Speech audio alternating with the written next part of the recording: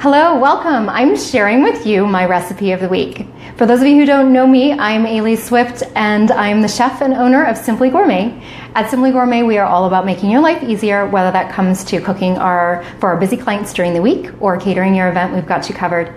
I'm super excited about today because this is going to be an ongoing post for me, making a recipe of the week and sharing it with you every Sunday. I thought I'd kind of catch you towards the end of your day, so you might still have time to make this tonight because it is a super quick recipe, or it'll be great for the start of the week so that once you go through your week, you can keep it in mind and it'll give you some inspiration.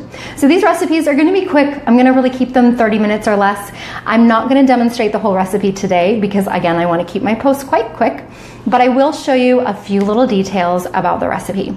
So first of all, let's just get it right out there. What are we making today? I'm making a Mexican-inspired stuffed chicken breast. So it's stuffed with jalapeno and cheese. Yep, cheese. I know we spoke about no dairy the other day, but I did have some leftover cheese in my fridge and I do occasionally eat it. And so this recipe was all about repurposing leftovers.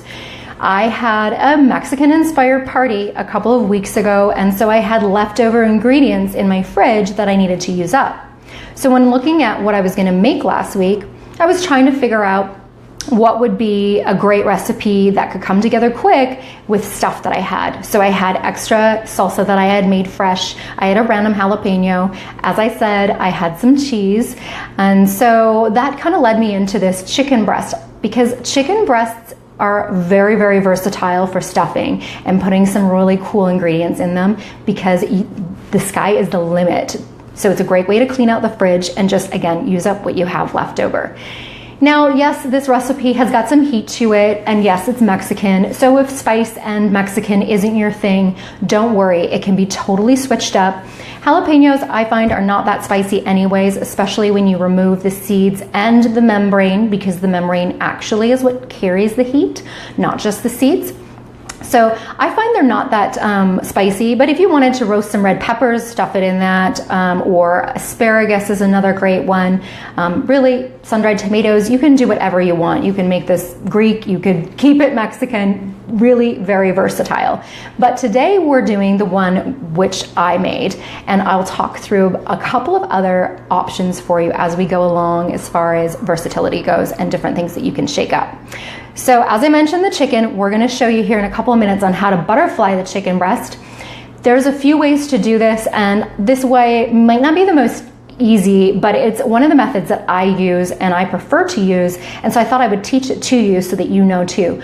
However, some people just prefer to cut a little slice into the side of the chicken, like a little pocket. Some people prefer to like slice the chicken breast in half and open it up like a book.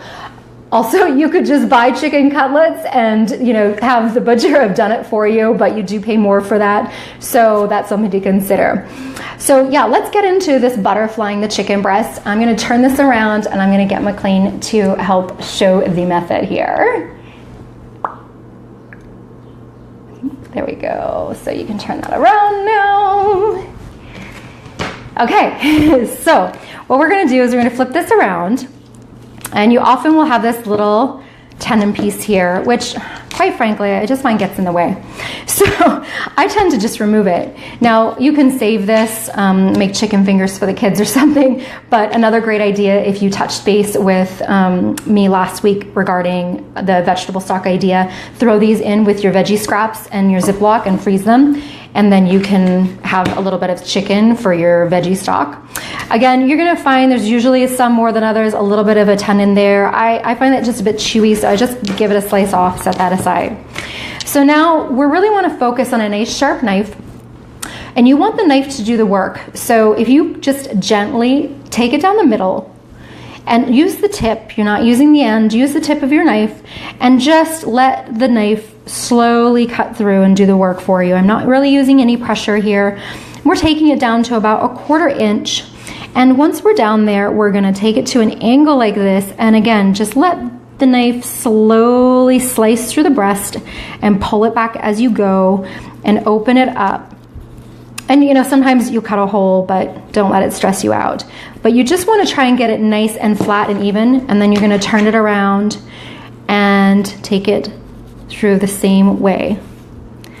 And so I do this with pork tenderloin too, when I stuff a pork tenderloin. So you just want it to be fairly even, and if you find there's one place that's a little bit too thick, just let the knife do the work and take it down a bit more like that.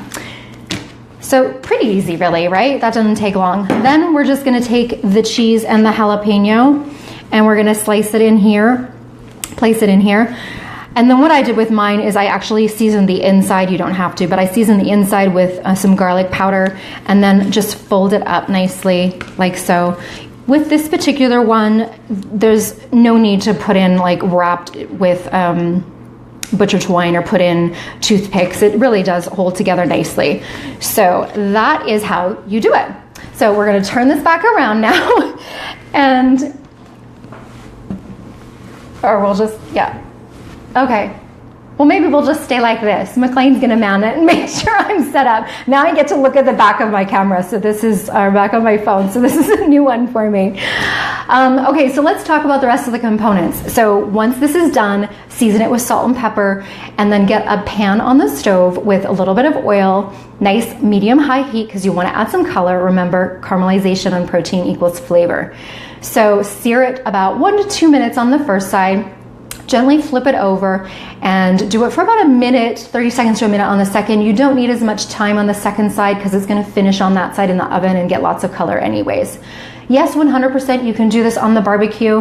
However, chicken tends to stick and is a little more fiddly on the barbecue. So if you were going to do that, some of those great barbecue mats that are out there are fantastic for grilling chicken. So while your chicken is cooking, you're gonna start to prepare the other 2 side dishes that go with it. And I say 2, but I already had the pico done, so you don't need to serve it with pico de gallo, or you could use a salsa that you've got ready in your fridge already. You could go and buy it from the store ready-made. But that was just, again, something I had left over, so I added it to it. But let's talk about the main side component.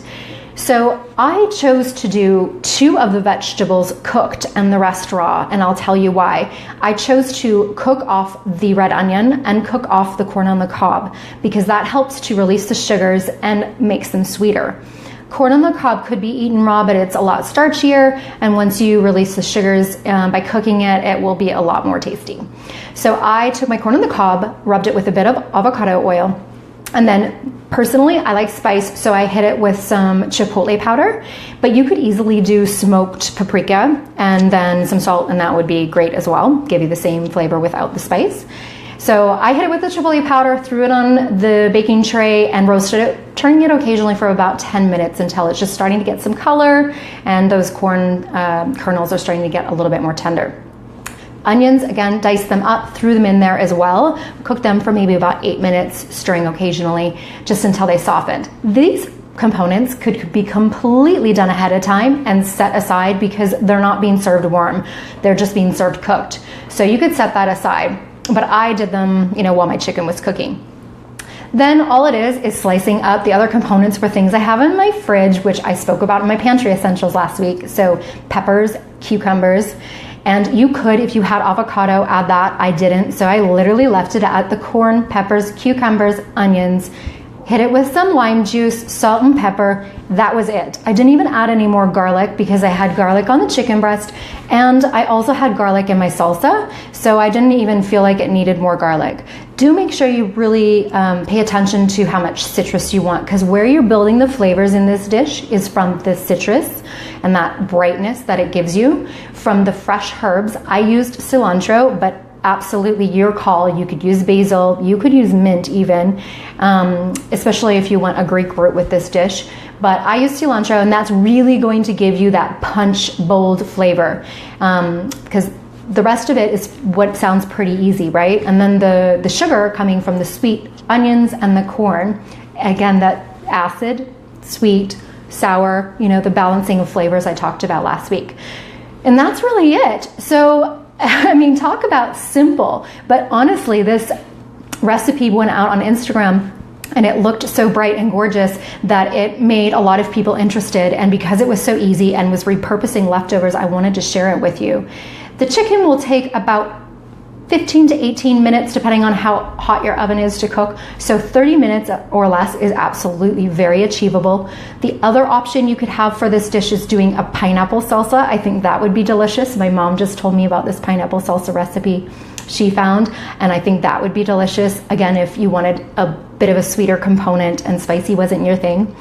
Yeah, so that's my recipe for the week. I'm going to post my Instagram picture on the link below so that you can see the final result. If you don't follow me on Instagram, Simply Gourmet YYC, make sure you do, because we're going to be posting these pictures. And every week I'll be coming at you live to share a new recipe that I've tried out, and I will save the picture that I take instead of posting it before so that we can share it live here. I'm also posting this recipe on my website. It's live on there right now, simplygourmet.biz. I will share the link with you below so that you've got the recipe. I do a monthly recipe on my website, so you can for sure keep an eye out there, but that's where I'll be posting these weekly recipes, at least for now, until I figure out a different way to do it and get them to you. Thanks for tuning in, guys. Come back next Sunday for our next recipe of the week, and I'm gonna hit you live midweek this week with some new exciting information. Have a great weekend.